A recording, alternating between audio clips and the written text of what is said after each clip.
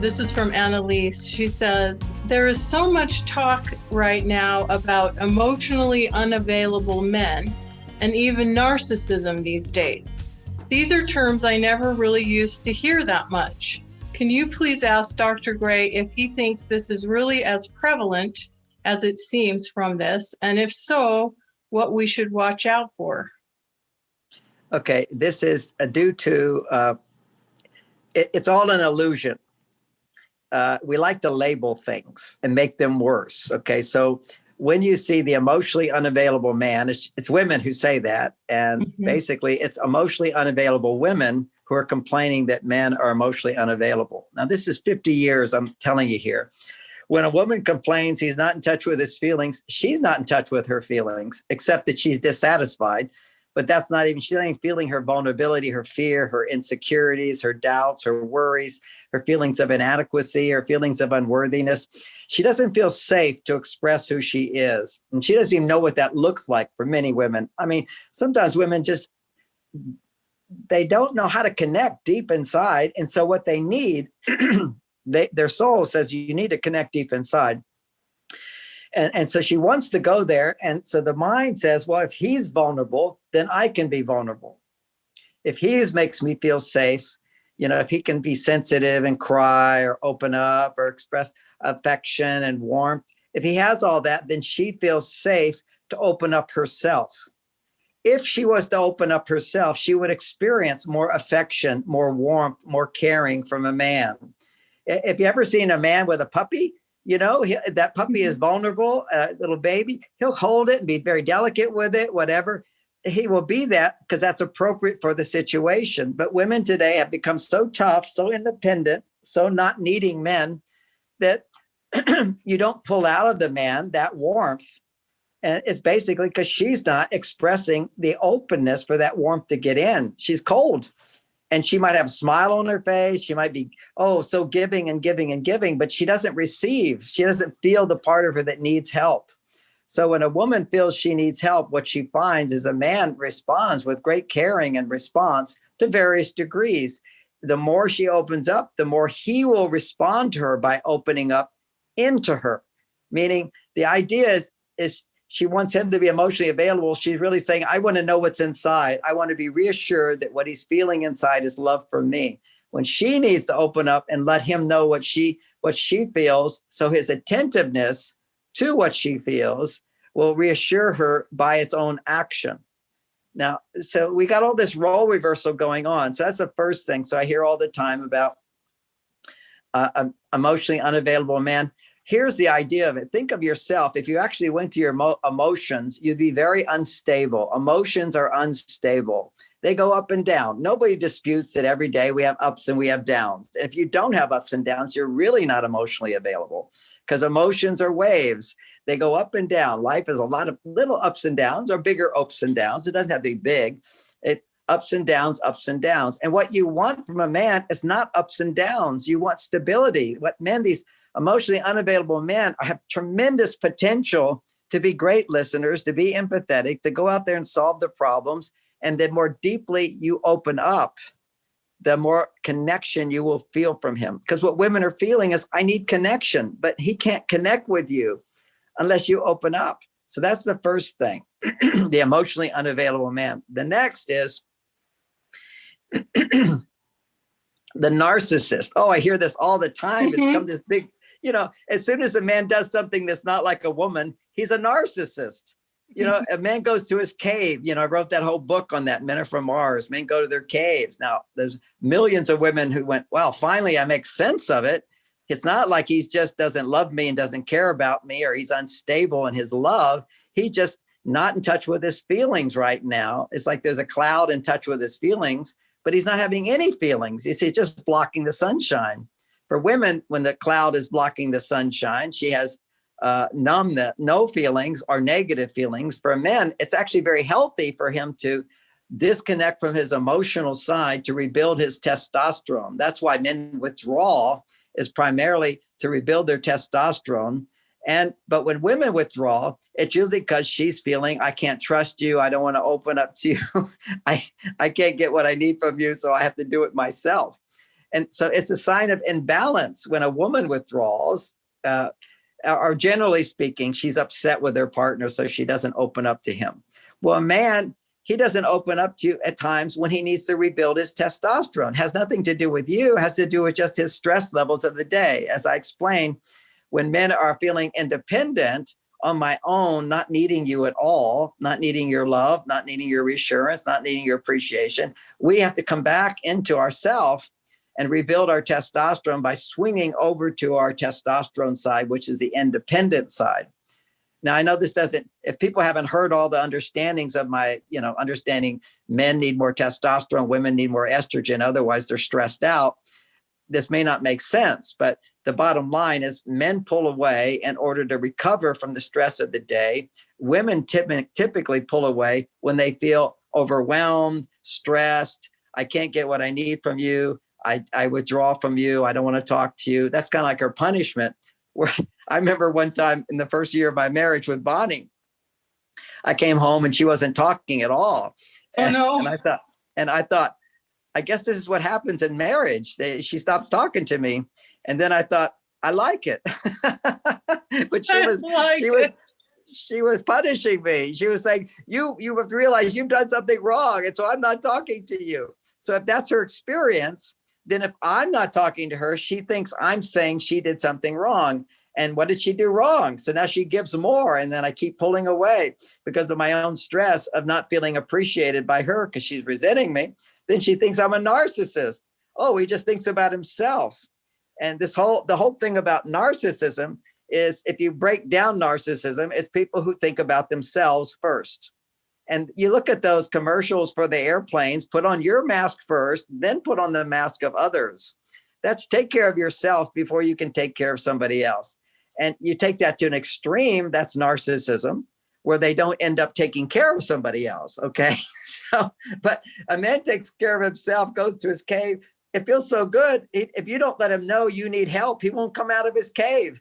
And so suddenly you think, oh, he's a narcissist. No, he's in a relationship with a woman who doesn't know how to ask for help, isn't emotionally available, and blames him because she thinks he's so selfish when he's not selfish at all. He just doesn't have a job to do where somebody will reward him with love. You have to learn to bring men out of their cave. And these are all arts of relationship. But if he's in his cave and watching TV and you're taking care of the kids and doing all this stuff, you think, oh, he's so selfish. He only cares about himself. I said, no, he's doing what he needs to find balance. And men are much better at that than women. Rather than judge him for it, realize, I need to start taking more me time and not resent him for it. And then you say, but I can't get me time because I have to do all these things. I go, no, you don't. You've got a guy over there that would help you if you just learned how to get your me time, which is my daughter's course, How to Get Your Me Time, which is learning how to ask for help, how to not overgive, how to set boundaries, how to ask for help in a way that motivates men. This is like, there's a whole art to relationships today. And men are not narcissistic as a general thing. I just hear it all the time. And when I actually meet the man, he's quite wonderful. I just see how the woman doesn't know how to use him. It's kind of like a software. You don't understand the software because it changed. If you look into history, what you'll see is that men were taught how to provide by culture. They taught us what women needed. And what did women need? They needed a man who was steady, not emotional, who would do his job and provide for the family. That was what they wanted. A selfless man who cared for his family. And that was a good thing. And women then appreciated him so much for that because they were pregnant and had babies. They needed someone to protect them in that way, provide for them in that way. And also culture didn't even allow them to do that. So they had to do that. So they made the best of it. And so when you depend on somebody for your money, for your food, for your livelihood, you appreciate them a lot. So women had so much love in their hearts that these men who knew their job was to be soldiers, policemen, workers, construction workers, down in the earth, dirty, dangerous, difficult jobs. We did it without complaining because we got so much love from women. And then when women were appreciating us, we were very kind and generous and sweet and loving to her. But we're also tough. That's being both masculine and feminine. It's femininity in women that brings out his softness. Otherwise, he's going to appear to be narcissistic if you expect him to be like a woman. And he's not, he's not there. And some men, the ones that oh my gosh, are more on their female side. You might say they're more narcissistic because they get all demanding and whiny and complaining and all that stuff.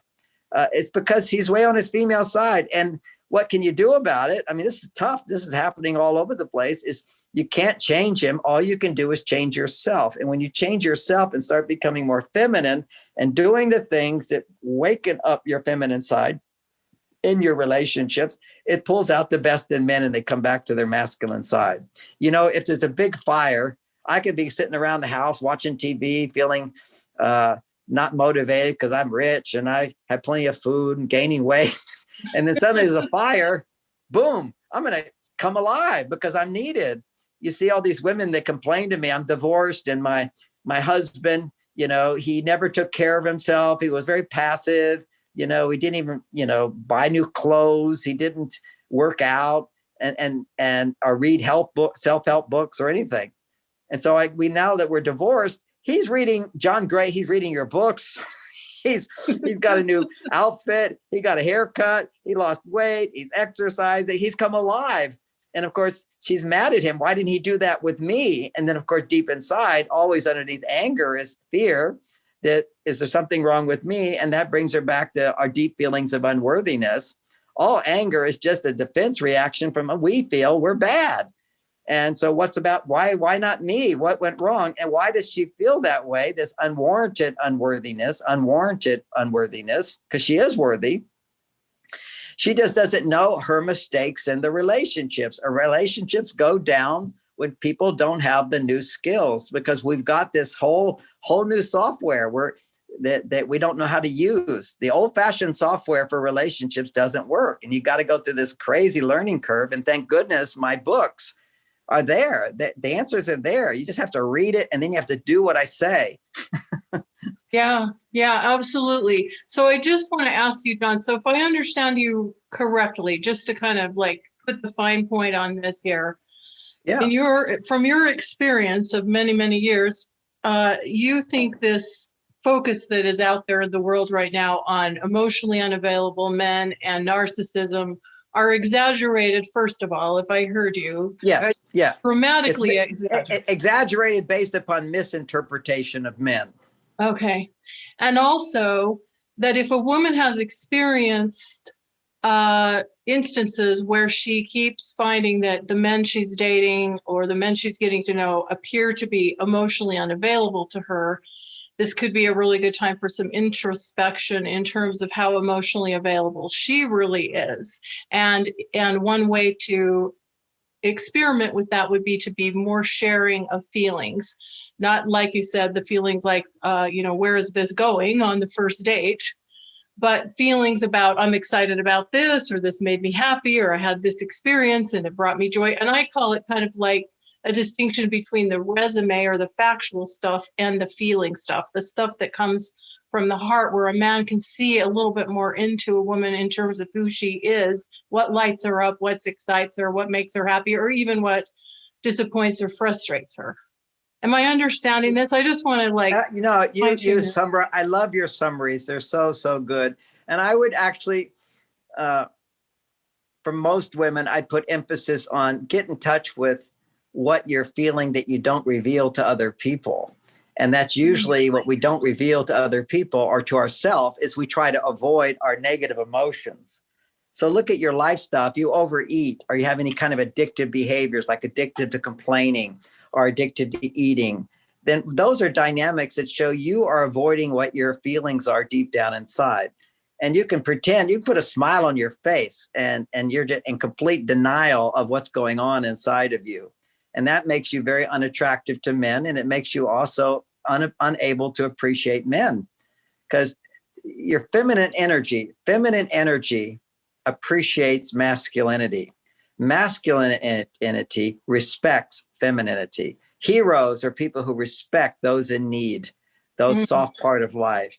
That's who you are. If you're not appreciating men in your life, if you're not trusting men, you're not in touch fully with your female side. That's what the female side is. It's the part of you that can love and appreciate those who can take care of you, which would be the masculine energy supports us.